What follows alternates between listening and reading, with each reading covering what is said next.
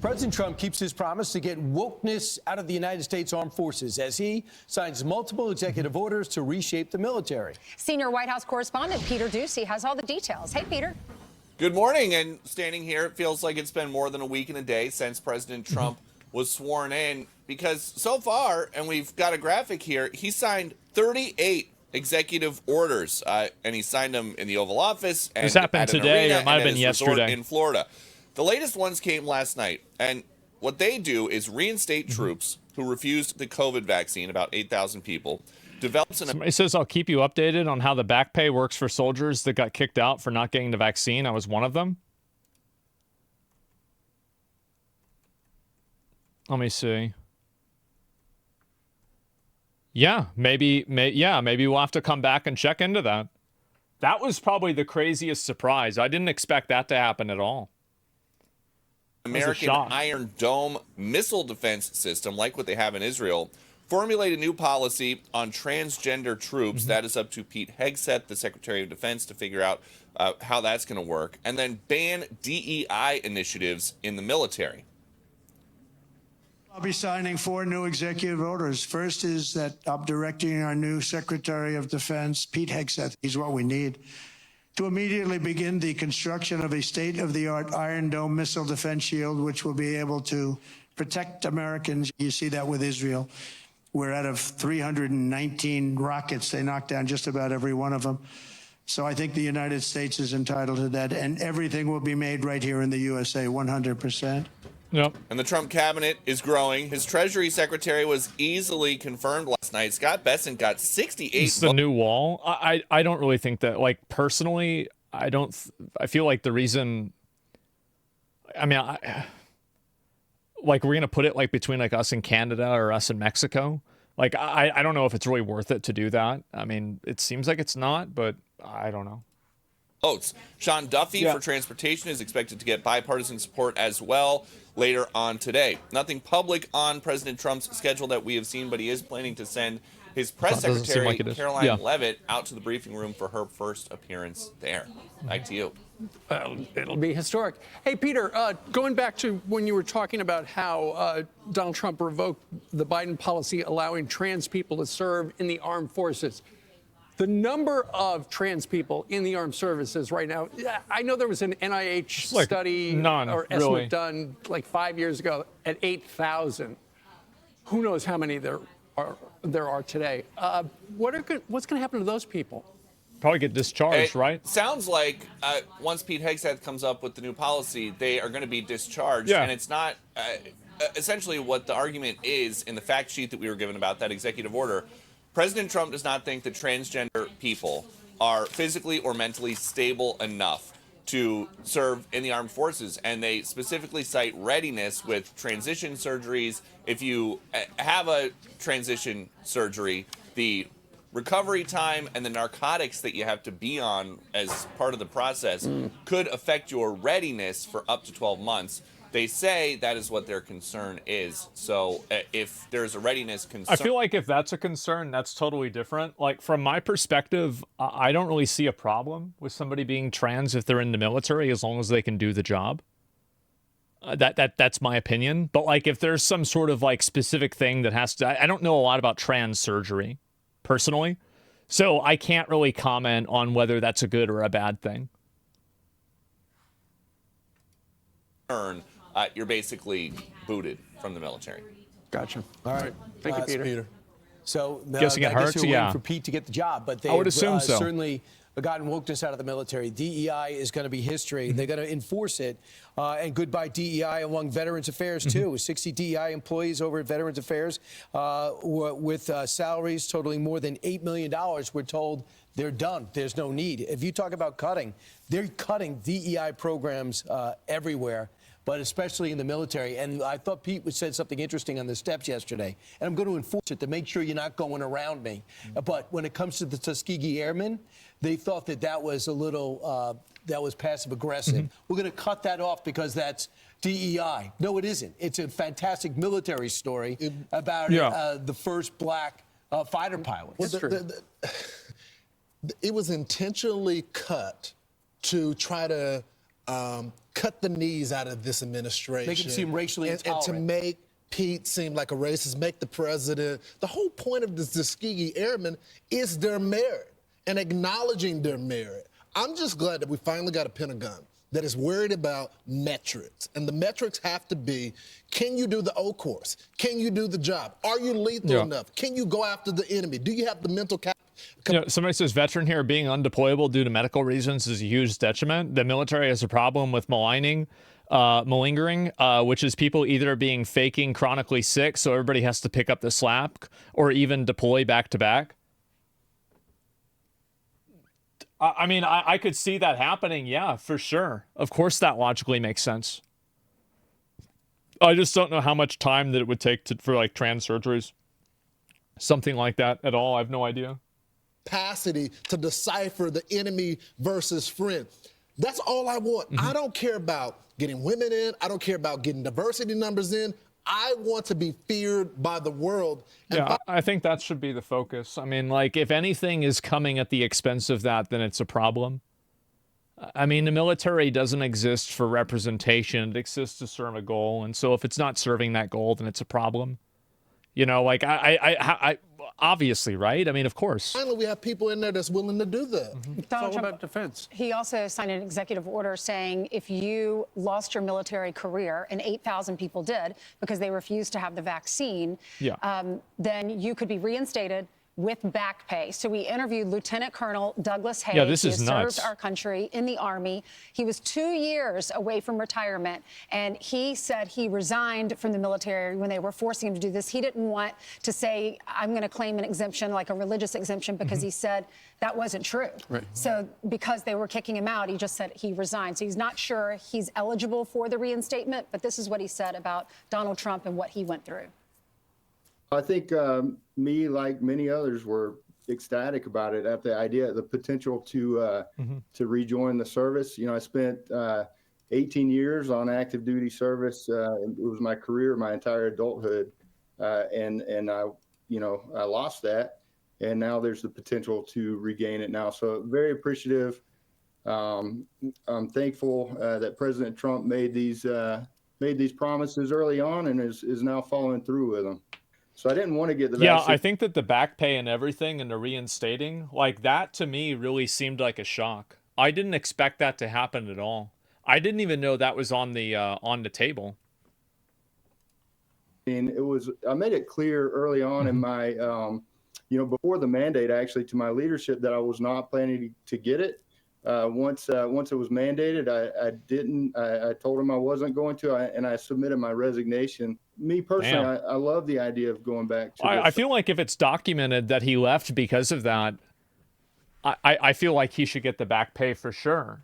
Because, like, if there's documented communication, then yeah, 100% he should. Service, it's what I'm passionate about.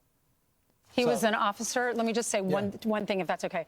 This is what he did for our country. Officer in the Army, completed airborne school, Ranger school, served as an infantry officer, communications officer, 2 deployments to Iraq, 1 in Kuwait, and then rejoined as a drilling reservist when that mandate was finally dropped. So I hope he is eligible. I hope they do case-by-case basis. If you retired or you resigned because of that mandate, then hopefully you can go back and serve and get that back pay. Right.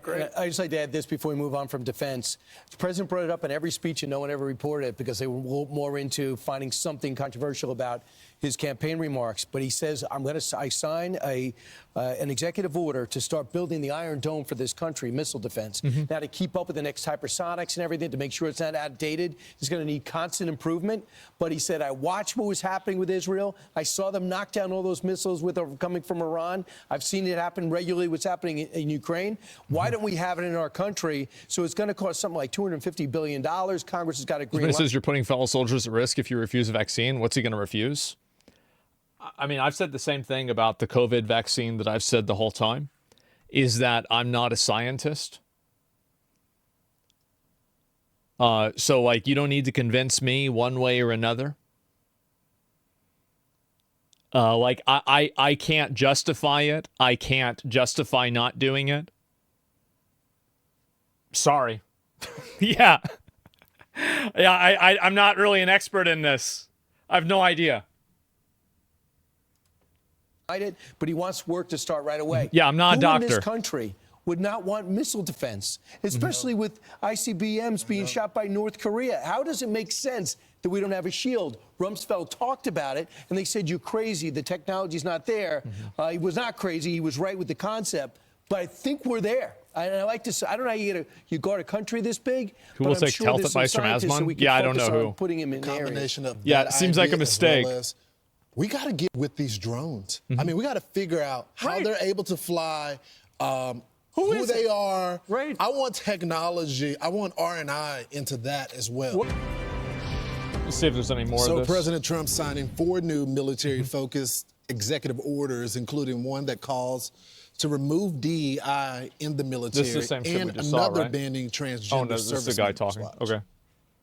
And in a little while, I'll be Here we go. signing 4 new executive orders. First is that I'm directing our new Secretary of Defense, Pete Hegseth, who's going to be great, by the way. We will get transgender ideology the hell out of our military. It's going to be gone. In addition, we will stop our service members from being indoctrinated with radical left ideologies such as critical race theory. So Medal of Honor recipient, Staff Sergeant David Bellavia joins us now. Thanks for getting up this morning, David. Thank you. Appreciate you. So obviously we're excited to have Pete Hegseth as the Secretary of Defense Secretary. What do you make of these new changes, getting rid of the DEI, focused on the mission plan, which is to defeat the enemy? Lawrence, if the cliche is war is hell, I can't even tell you how devastating Joe Biden and Democrats have been to the DOD, knowingly gutting our ethos, who we are, making us try to think about whether or not we're the bad guy or the good guy.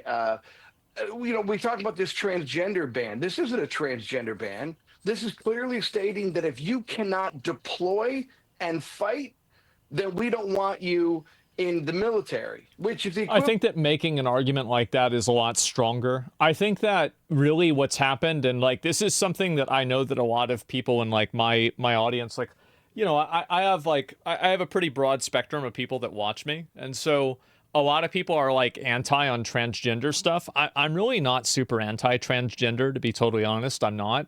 But I do think that because of the overrepresentation that happened in like the last 5 or 10 years, I think that people are overreacting, and I think that they are. I think that they're going a lot farther than what they would have normally gone because of what happened with transgender in like the past 5 years. I think that's just really what it was. Overrepresentation. Yeah, I think that's what a lot of people. Is that an accurate word that a lot of people would describe it by? I think that that's probably that's the word that I would use. Yeah, sure. Of saying to our pilots, if you can't see, we don't want you behind the yoke of an F-16 Charlie. We don't want you on an F-22. Transgender soldiers right now, whether you're on hormones or you're non-deployable for 36 months after a transition surgery, well, who are you fighting for? What do you do? Are you there for you, or are you there for your country and your teammates? This is all about taking the selfishness out of serving your country and reminding people it's all about the community, it's all about the team, it's all about the country. And I'm ashamed. Yeah, it's not about individual person. Like it's important that the military functions, not that the military includes everybody, right? I mean, that's obviously true. That's true with that. That's true with anything. That it took executive orders to remind the greatest military in the world who we are and what we do. It's so incredible. I mean, you just laid it out perfectly about what the standards should be, and it should be no different based on what box you check. Here's Secretary Hegseth, who's going to take some getting used to, laying out the major plan. Watch. Today, there are more executive orders coming that we fully support on removing DEI inside the Pentagon. Our job is lethality and readiness and warfighting. We're going to hold people accountable. I mean, he wrote a book fucking about obvious, right? Yeah, of course. Major changes. Yeah, I mean, really, that book is the bedrock of what. I mean, if you want to know where the 29th Secretary of Defense stands, it's all in black and white. But I mean, the key again is that the Chinese, the Russians, or Iran, ISIS, Al Qaeda. That's right. When we go to the battlefield, none yeah, I have a of feeling these they don't. things about. I don't think ISIS cares as much about DEI as we do. That's I wonder. A kinder, gentler world. We all want peace. No one wants war, but we will be ready to wipe you off the face of the planet if you want to hurt our citizens or our allies and our friends. Yeah. That's the entire subject matter. You know, when I was in school, Lawrence, like you, what was the main line of the paragraph? It's, this is what we do in the military. We will break you and we will force you to change your opinion. That's what this is all about. Jesus. And we can't do it by making ourselves feel good about who we want to be. No more of this petri dish mentality. We are a warrior class, and we have to be that to keep America safe. I love the warrior energy. All the door kickers that I've been speaking with, men like you, they all have this reignited energy, and that started with the Commander-in-Chief Donald Trump and Pete Hegseth leading the way. Sergeant, thanks so much for joining the program this morning. There it is. I'm Steve Doocy. I'm Brian Kilmer. Oops, shit. Just give me a minute. Sorry about that. Okay, there we go. This is the craziest Resoback ever. I mean, I think that really, this is, again, I'm going to be real. A lot of people cheered for that. A lot of people wanted this. Whether you wanted it or not, you have to admit that there are a lot of people that do.